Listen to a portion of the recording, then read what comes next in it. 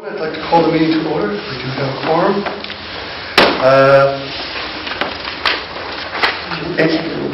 I'm sorry? Oh, that's right. Just a note for everybody that it is being recorded for later broadcast. Any comment from the public or the board? Any comment?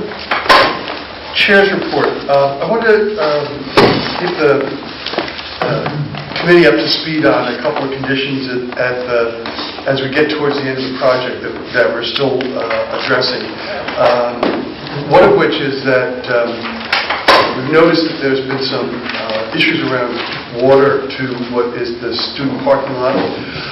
We believe it's probably tied to the hill that was created when we put in the new fields. It's brought the actual earth up about 4 feet. Is that about right? Probably closer to 6 feet. Closer to 6 feet. Now we do have drainage in the first 3 feet, but we don't have drainage in the last 3 feet. So there may be some groundwater that's migrating through that area. We cannot fix it right now because we don't have the proper conditions. We don't know about drainage. Thawing and freezing. So there'll be some time before we can explore what the actual condition is and what the potential solution is, which may require us to reconvene at some point to address that, but that would require, as a field condition, require a change order. So we'll keep you. What's happening? Right now, what's happening is it comes down and it's icing up in the student parking lot. What we have going right now in terms of management is that the EPW is been making extra passes to salt, to sand, and to pre-treat in order for that area to remain safe. But we want to find a permanent solution to the issue before we close out the contract. So I wanted to keep you informed of that. The second issue that has come up is that there have been a number of the projectors for the smart boards that we've discovered that for whatever reason, and it seems to be vibrations that are just part of the building, are continuously shaking, and we've had several people in to take a look at it and to explore what the condition is and what the solution is. And I don't know which one of you guys could address the details of it. Yeah, and just to add in, it's not continuous shaking. It's shaking at certain times. There's certain conditions that play to prompt that. There were only a couple that were jeopardized to the point that the teachers really needed to not use them until we effected some kind of repair. But the other ones are operational even without the final repair. So this one has a wall mount? Mm-hmm. Are the others All wall mounted? Or yes. All are wall mounted. They're all wall mounted. Right. They're all wall mounted, and it's a standard mounting that's done in many schools with consultants, various manufacturers, this manufacturer, others, in-house and outside, to see what could it be, because it is a standard construction. The wall is on slip track, but it does fluctuate, which is made for the building to move, which is how all the buildings are built. So we don't know, it's an anomaly, we don't know why precisely this particular building with these particular projectors have the issue, even though we went through all of our resources and more to check for potential problems. There is no problem. The shaking has to do, as I understand, in some rooms has to do with transition periods, because some classes are in and some classes are out. So once the students move from class to class while the other students are still in session, those are particularly the rooms that were addressed because they see the vibration while they're still trying to use the projector.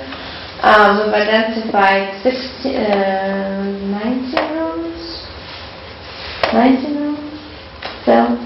I don't know. I think it's 9. Yeah. No, we're down to 6, it's 18 rooms. We performed a mock-up in one room to reinforce the wall a little bit within limits. That didn't stop, that improved but didn't stop the issue. Then we consulted the manufacturer and did a mock-up to add a small reinforcing rod that also improved but didn't stop the issue. And then we did a mock-up to actually provide a ceiling mount that mounts to the structure. And that seemed to have improved and made it satisfactory. We have one room that it's in right now, and then we have another room where there is no wall reinforcement, which we're going to try and do the ceiling mount in that room as well as a mock-up and see if that is satisfactory without the wall, additional wall reinforcement behind it. So we can identify if we need that wall reinforcement or not. We don't know. We're having that mock-up done this Friday, and once we know that next week, we can come up with a recommendation and to do other rooms that are in question with the ceiling mount version. So basically it's going to be the same projector, the same place, but it's going to be, we're not taking it off the wall, we're not doing that. We're keeping it as is, but we're adding a structure, a ceiling mounted rod that's going to be mounted to a structure like a standard mounting, not a wall mounting.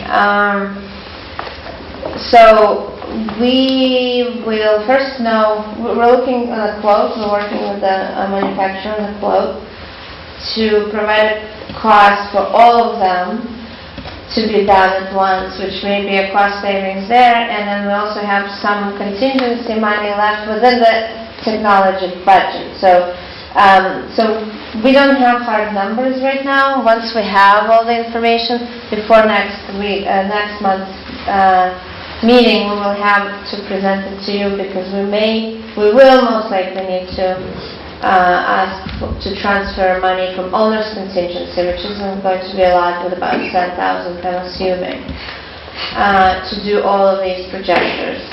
It is an unforeseen condition.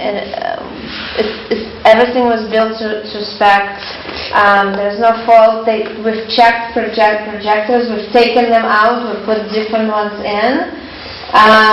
We've double-checked. We've discussed all the odds and ends, and we just don't know. We don't have the answer to why this is happening in particular. But since it is disruptive to the teacher, we recommend for it to be done right now. I think I've summarized it. Thank you, you did. But so, to finalize what this means, it's really a budget transfer. It's a BRR, so it's not a change order. But we'll have to approve that movement of money from one line to the other. And go ahead, Sorry, question. Mr. Chair, yeah, so there's 18 altogether in the building, or is there just 18 that are 18 that are problematic. Okay. And it's because where they're located, or because of the teacher that is teaching had pointed that out. We tested all of them. Rob Alton went through all of the rooms. He talked to all of the teachers. He looked at them during various times in the day, whether the classes are on or off, and it seemed to go down to the transition periods, and especially the ones that don't align. And are you trying to isolate it through the manufacturer, whether it's the whole unit mounting or just certain pieces of it moving? Absolutely. Yeah, we've done various meetings. The due diligence on this has been going on for about 3 months. Yes. Right, I'm sure it would have been noticed almost immediately once school started. Yeah, it's more prevalent in the middle school area because their times of changing classes are different. In high school, the bell rings and everybody's moving, so nobody's on a projector at that time, so you don't notice it. But it's probably more here. It's a small percentage of the cameras altogether anyway. Yeah. You've got how many in the building? There's one in every academic space. So that's... I don't remember off the top of my Yeah, head. there's a Karen? lot. Want to take a stab at it, Charlie? No. Okay.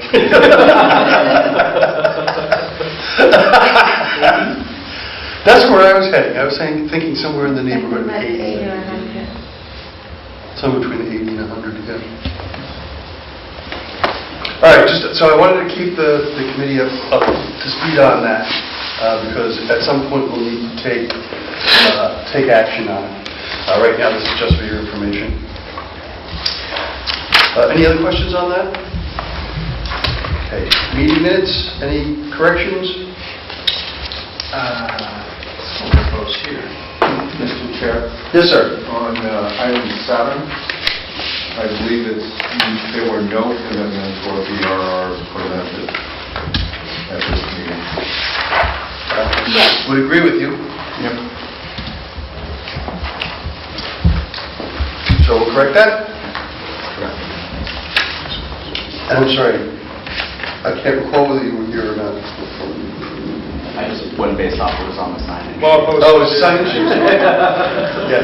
It was so fast. It was fast. All right. Are there any other corrections or additions? All right. I'll ask for a motion to accept with the correction. So moved. Second. All those in favor? Aye. Aye. Monthly invoices.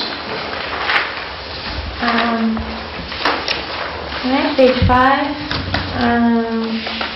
For Sherman, we have $403,426. OPM for NV5, $52,500. For architecture engineering, we have $80,412.50. No FF&E invoices. For technology, we have a total of $1,244 of some of the remaining technology items. So the total for the warrant would be $537,580.50. Questions? Yeah. Go. Have we balanced the job yet? So have we realized the deductions in the contract for like asbestos didn't cost as much, that kind of thing, or is that? That's in process. It's in process. Okay, so this is still based on, there's been no like significant Right, no credit. balancing change. No credit order, has been applied, correct. Okay. This is just for the So the- work that was performed by Sherman. So the $2,059,000 remaining Yes, is conservative?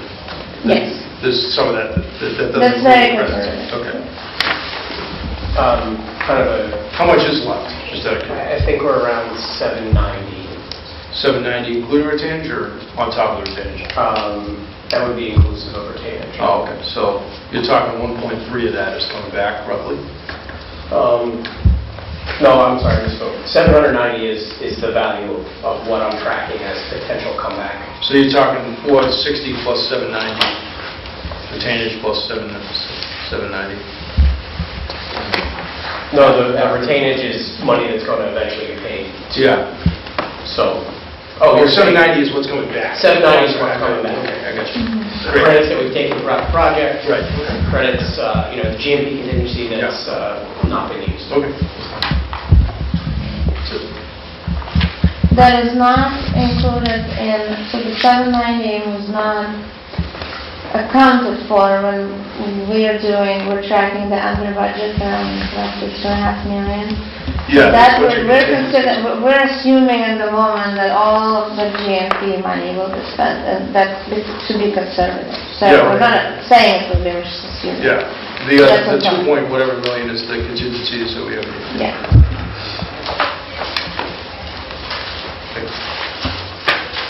Do we have anything to discuss in the construction update? And we're just in closing out, we've been discussing at the construction meetings the payment of the retainages. There's still some that we hold, but it's very small compared to the original numbers. There's a punch list that is still being gone through. Today's construction meeting, we decided that we're at the point where we're getting so granular that I want to see the whole punch list attached to the meeting minutes, so we don't forget small items. There are things that were noted that need to be, repaired, or there's conditions in terms of the site work need to be fixed because of if the conditions of the weather have eroded something that needs to be repaired. Those kinds of items. There's the tennis courts that need to be lined and painted and provided with equipment. There's additional plantings that remain. There's a wall over by the snack shack that was showing some cracks that need to be repaired. So there's a list of all these kinds of small items that we're basically down to these small items that we're working our way through. And so we have a list, and we're going to make sure that we make sure that everything gets done before we walk away. Just to add to that handful of items will have to basically come back in the spring, and that's why I want to keep the tracking list, not to Right. forget. But So we those don't items forget. are basically to finish up the work in the spring. There'll be some work in the spring. After that work is complete, we'll have a final requisition, which will have mostly the landscape contract closeout in it, and then we'll reconcile the Schrammitz contract, and then we'll be able to proceed to the MSBA review period, hopefully. By then, I'm assuming commissioning will be, the 10 months commissioning will be done, so sometimes in the summer, early summer, maybe midsummer. And chips. So we're working on chips to all of the documentation to be submitted to chips. John Wanda is working with Jen from Taipei on that. There's a handful of items that have to be filled out, paperwork. So once that's done, the commissioning is done, a handful of construction landscape work is done, we can proceed to close out. So just to look forward in terms of what our schedule will look like, we will be needing a meeting in February to address hopefully the camera issue. And then after that, it'll probably be some time before we'll need another meeting. And so, although it has been our practice to take votes on the requisitions, it's actually not necessary. Our signature is sufficient. So we could dispense with a meeting and ensure that people have access to signing it at the superintendent's office during those times where we have no other business to conduct. If that's agreeable with the committee, which... Okay. Basically, just as long as there's no other change orders. Right. Okay. Right. In other words, if we're not dealing with with a BRR or a change order, there's really no need for us to just do anything more than, once a month, put aside a couple of minutes to go sign them. We will send them by email. Yeah, and you'll have them to look at as we always do. And they'll be standard, mostly invoices. What you see here, with some lingering technology and the standard, our services, that's about it. But I would imagine that, April or May is when we would come back to deal with Correct. the drainage issue.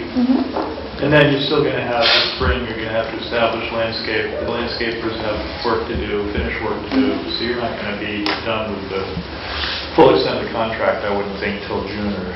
Oh, yes. Beginning of summer. So I'm imagining then that there would also be sort of a closeout meeting where we finally close out the contract. Yep, we can do that. Okay. Any other comments from the committee? We don't need to, what you're saying then is we don't need to vote on this monthly invoices because we didn't. If you wish to do, we don't have a motion. It's not... We're not going to do it moving forward. We just set a precedent tonight. Okay. So I will make sure these get around. Please make sure everybody signs them.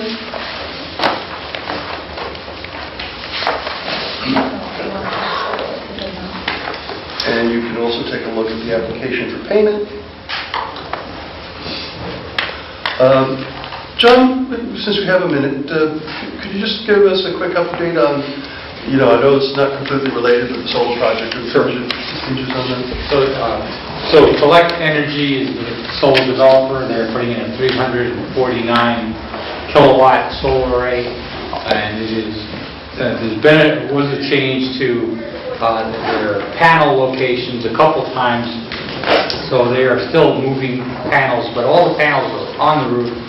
All the ballast and racking systems to hold those in place are on the roof.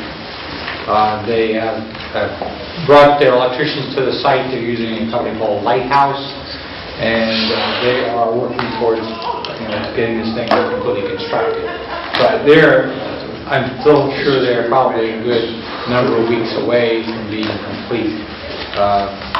But they are making progress on it.